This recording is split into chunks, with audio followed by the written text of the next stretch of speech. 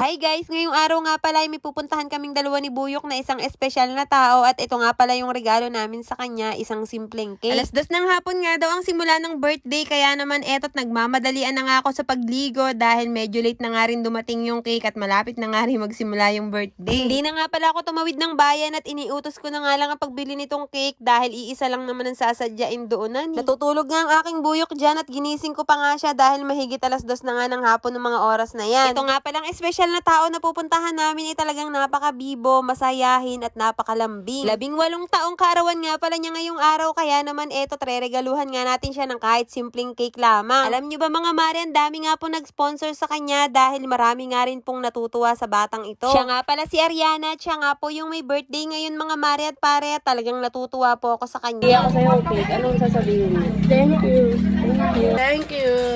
Ilan taong ka na? Ano 16? Ilan taong ka na?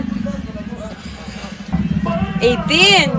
18 na. Tinanong ko nga siya kung ilang taon na siya mga mare at pare, sabi nga po niya 16 pa nga lang daw siya. Talaga naman nagpapabata pa ni. Talaga itong si Ariana. Sinimulan na nga po siyang make-upan itong pinsan niya at yung pinsan nga rin po niya nagpasimuno ng kanyang birthday. Tinanong ko nga rin po sila kung pwede ko ba itong i-video at pumayag naman po sila kaya naman eto at nag-vlog-vlog nga po ako. Sa katunayan nga mga mare at pare, gusto nga daw i-vlog ni Ariana ang kanyang birthday at ako nga daw gusto niyang kuning vlogger. Diyos ko day, naging official vlogger pa ni. Halos tapos na nga rin po itong makeup ni Ariana at napakaganda nga po niya lalo na nga nung nalagyan nga po siya ng lipstick. Naaalala ko pa nga nung hindi pa nga po ginagawa yung bahay namin halos araw-araw nga pong nasa bahay namin itong si Ariana at nakikipagkwentuhan sa akin. Wala nga daw pong magkasyang gown dito kay Ariana dahil medyo mataba nga daw po siya ngayon kaya naman eto na nga lang po yung pinasuot sa kanya. Wala nga daw pong magkasyang gown dito kay Ariana dahil medyo masikip na nga daw po pagdating sa baywang kaya naman eto na nga lang yung pinasuot sa kanya at simpleng birthday lang din naman. Hindi ko na nga rin po sinayang ang pagkakataon na makapagpa-picture nga po ako dito kay Ariana kaya naman eto nga mga maret nag-picture-picture na nga po kami. Pagkabihis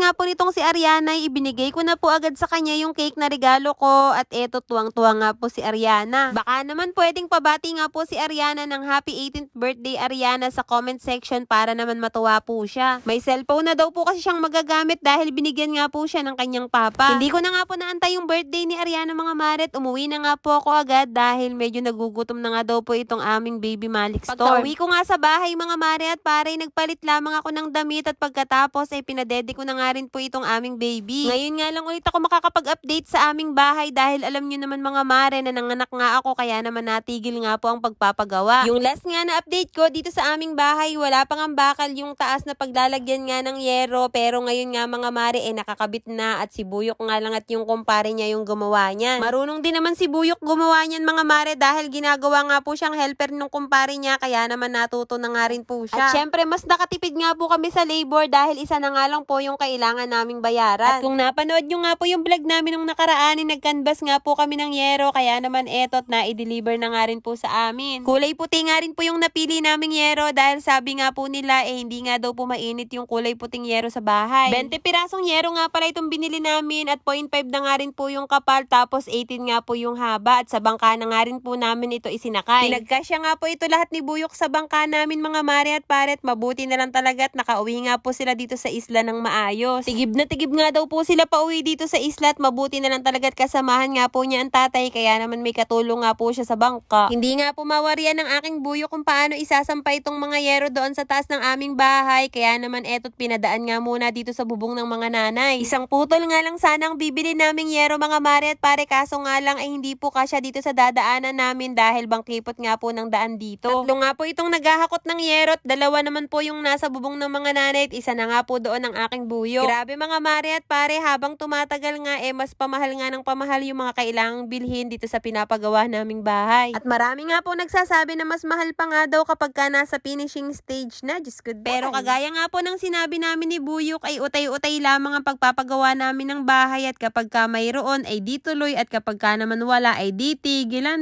ganun lamang iyon. At isa pa ay hindi naman po kami nagmamadali sa paglipat mga mare at pare dahil may tinitigilan naman po kaming bahay. Abay napakaginhawa ko na nga dito sa bahay ng biyanan ko parang ayaw ko na nga umalis dito ay charis.